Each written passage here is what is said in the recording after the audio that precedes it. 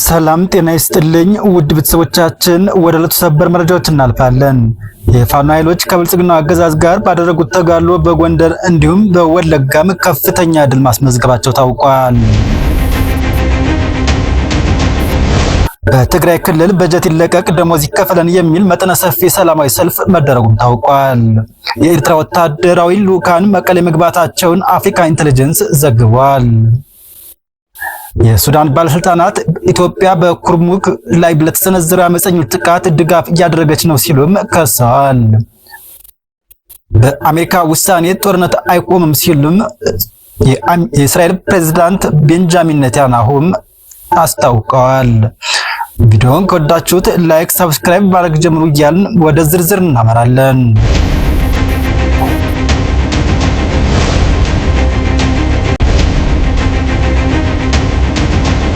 ቀዳሚ ወዳደረግነው መረጃ ስናልፍ በፋኖ ኃይሎችና በብልጽግናው አገዛዝ መካከል እየተደረገ የሚገኘው የትጥቅ ትግል ተጠናክሮ የቀጠለ ሲሆን የፋኖ ኃይሎችም ባደረጉት ከፍተኛ ተጋድሎም ድልን እየተቀዳጁ መሆናቸውን አስታውቀዋል። የፋኖ ኃይሎች በጎንደር ጣቁሳና አለፋ ለሁለት ቀጠናት በተከታታይ ባደረጉት ጠንካራ ተጋድሎም ከፍተኛ ቁጥር ያለው ያገዛዙ ሰራዊትን መደምሰሳቸውንና ማረካቸውን አስታውቀዋል። የቀጠናው የህዝብ ግንኙነት ኃላፊ አርበኛ ዮሐንስ ንጉስ ሙጬ እንደገለጹት በአራቱም ማዕዘን ተግተልትሎ ለወራና ለጥፋት ያቀናው የፋሽስቱ አብይ አህመድ አገዛዝ ሰራዊት ላይ ከባድ ጉዳት ማድረሳቸውን አስታውቀዋል። በዚህም እልህ አስጨራሽ ውጊያም የአፋብን በላይ እዝ መይሰው ካሳ ሁለተኛ ኮር አድዋ ክፍለ ጦር እንዲሁም ቋራ ሚድላ ክፍለ ጦርና ካራማራ ክፍለ ጦሮች ከአፋብን ጎንደር ጠቅላይ ግዛት እዝ በየሚድር ክፍለ ጦርና ጣና ብርጌድ ጋር በመጣመር ባደረጉት ጥቃት ብዙ ቁጥር ያላቸው ወታደሮችን መደምሰሳቸውን አስታውቀዋል። በተያያዘ ዜናም የአማራ ፋኖ በወለጋ ምድር ላይ በአይነቱ ለየት ያለም አስደናቂ ድልን መቀዳጀቱን አስታውቀዋል። ድሽቃና ብሬንን ስናይፐሮችን ጨምሮ የተለያዩ የነፍስ ወከፍ መሳሪያዎችን ወደ ካዝናችን አስገብተናል ሲሉም የቀጠናው የህዝብ ግንኙነት ኃላፊም ፋኖ ዳዊት አማረም መግለጻቸውን አስታውቀዋል።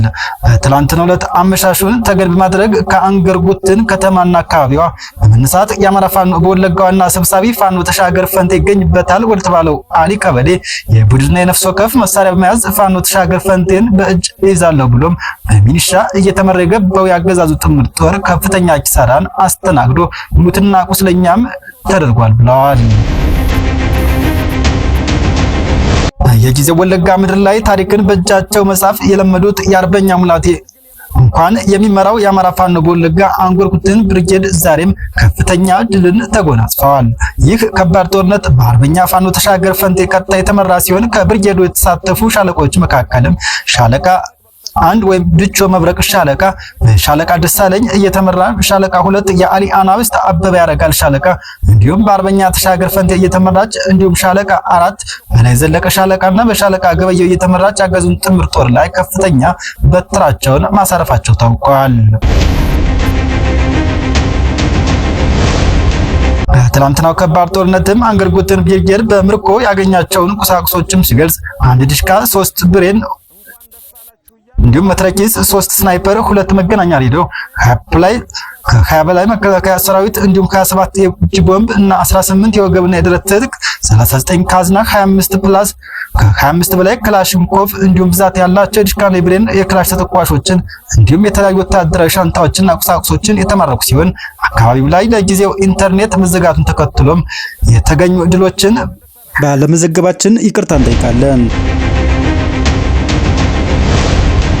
እንዲሁም ትናንት አመሻሽ ላይ በተመሳሳይ ሰዓት ሲቡ ስሬ ወረዳ ላይ ያገዛዙ ሰራዊት የአማራ ፋኖ በወለጋ አርበኛ ጌጤ ግርማ መብረቅ ክፍለ ጦር ላይ በሞርተር የታገዘ ጦርነት የከፈተ ቢሆንም በተደረገበት የመልሶ ማጥቃት ቀጠናው ለቆ ፈርጧል ሲል የአማራ ፋኖ በወለጋም ህዝብ ግንኙነት ኃላፊ ፋኖ ዳዊት አማረም መረጃውን አድርሶናል።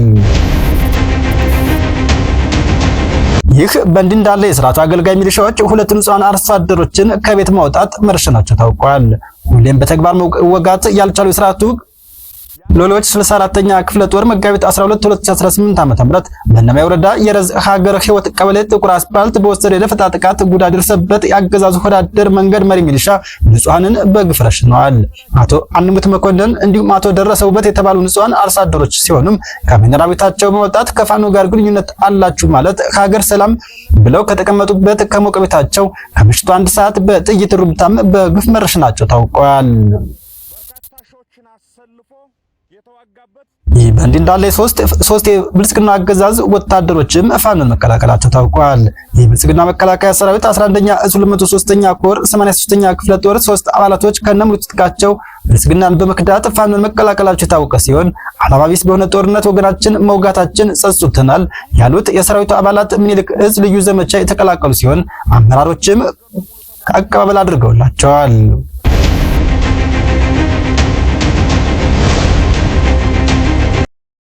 ወደ ሌላኛው መረጃ ስናልፍ በትግራይ ክልል በጀት ይለቀቅ ደሞዝ ይከፈለን በሚል መጠነ ሰፊም ሰላማዊ ሰልፍ ተካሂዷል። በዛሬው ዕለት በመላ የትግራይ ክልል በሚገኙ መምህራንና ተማሪዎች ከፌዴራል መንግስት የሚላቀው በጀት በመቋረጡ ምክንያት የተቃውሞ ሰልፍ አድርገዋል። ሰልፈኞችም ለወራት ደሞዝ እንዳልተከፈላቸው በመግለጽ የመማር ማስተማር ሂደቱ ላይም አደጋ እንደደቀነም አስታውቀዋል።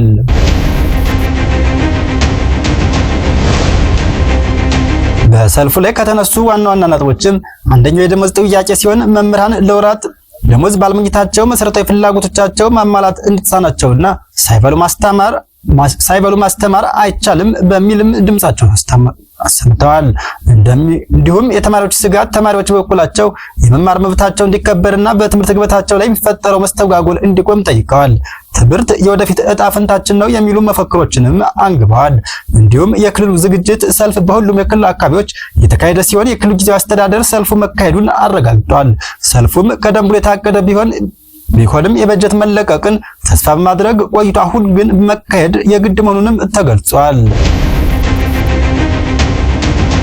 እንዲሁም መምህራኑ በሀገር ተረካቢ ትውልድ ላይ የሚደርሰውን የትምህርት መቋረጥ ከባድ መዘዝ እንደሚያስከትልም አስገንዝበዋል። የፌዴራል መንግስት ለቀረበው የበጀት ጥያቄም አስቸኳይ ምላሽ እንዲሰጥ ሰልፈኞቹም በጽኑ ጠይቀዋል።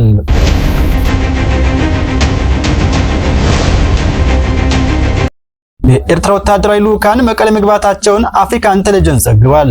ባለፈው የካቲት ወር የመጨረሻ ቀናት የኤርትራ ከፍተኛ ወታደራዊ መኮንኖች መቀሌ መግባታቸውን አፍሪካ ኢንተለጀንስ ዘግቧል። እንደ ዘገባው ከሆነ በብርጋዴር ጀነራል ኢዮብ ፍስሐይ የተመራና ሌሎች ከፍተኛ ወታደራዊ መኮንኖች ያካተሉ ልዑካን ቡድን በትግራይ ክልል ርዕሰ መዲና መቀሌ ተገኝቷል ብለዋል። ልዑኩ መቀሌ ከተማ ከመግባቱም ባለፈ ከክልሉ የሰላምና ጸጥታ ቢሮ ኃላፊ ጀነራል ፍስሐ ኪዳኑ ወይም ማንጁስ ጋር ውይይት ማድረጋቸውን ሪፖርቱ ጠቁሟል። ይህ ስብሰባ ተካሂዷል የተባለበት ወቅት የካቲት የመጨረሻ ቀናት ወይም የትግራይ ኃይሎች TDF በበላይነት የሚመራው የክልሉ የጸጥታ ቢሮ በወቅቱ የፌዴራል መንግስቱን የሚተች በተለይ በአዲስ አበባ እየተከናወነ ያለውን የኮሪደር ልማት የሚያጠለሽ መግለጫም አውጥቶ እንደነበር ይታወሳል። ይህ የኤርትራ ወታደራዊ መኮንኖች ጉብኝት መረጃ ይፋ የሆነው የትግራይ ክልል ጊዜያዊ አስተዳደር ከኤርትራ መንግስት ጋር ምንም አይነት ግንኙነት እንደሌለው በተደጋጋሚ ሲገልጽ በቆየበት ማግስት መሆኑንም ዘገባው አነጋጋሪ አድርገውታል።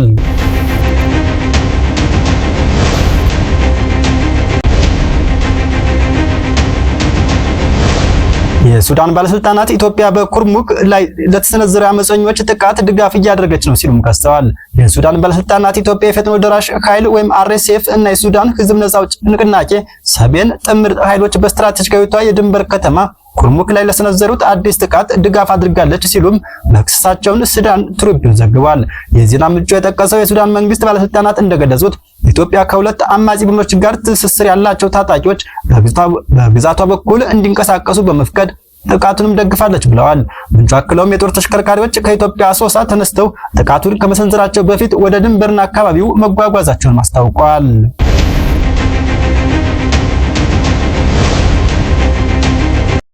በኩርሙክ ዙሪያም ውጊያ አጠናክሮ የቀጠለ ሲሆን በበርካታ ግንባሮች ግጭቶች እየተካሄዱ መሆኑን ተዘግቧል። የሱዳን ህዝብ ነጻ አውጪ ንቅናቄ ሰሜን ከከተማው 20 ኪሎ ሜትር ርቀት ላይ በምትገኘው ዱሩት አቅራቢያ የሱዳን ጦር ክፍሎችን መደምሰሱን የጦር መሳሪያዎችንም መማረኩና መኮንኖችንም በቁጥጥር ስር ማዋሉን ገልጿል። ሌሎች ወታደሮችም ወደ ኤድ ዳሚን ማፈግፈጋቸውንም ተናግረዋል። በመጨረሻም በአሜሪካ ውሳኔ ጦርነት አይቆምም ሲል እስራኤል አስጠንቅቃለች። የእስራኤል ጠቅላይ ሚኒስትር ቤንጃሚን ኔታንያሁ ከኢራን ጋር ያለው ጦርነት የሚያበቃው በአሜሪካ ውሳኔ አይደለም ያሉ ሲሆን ይህ ጦርነት የሚያበቃው የእስራኤል መከላከያ ሰራዊት ይህ ጦርነት ያበቃል ሲል ብቻ ነው ብለዋል። አሜሪካና ኢራን ቢደራደሩ እንኳን የእስራኤልን ዘላቂ ጥቅም ባስከበረ መልኩ መሆን እንዳለበትም አስጠንቅቀዋል።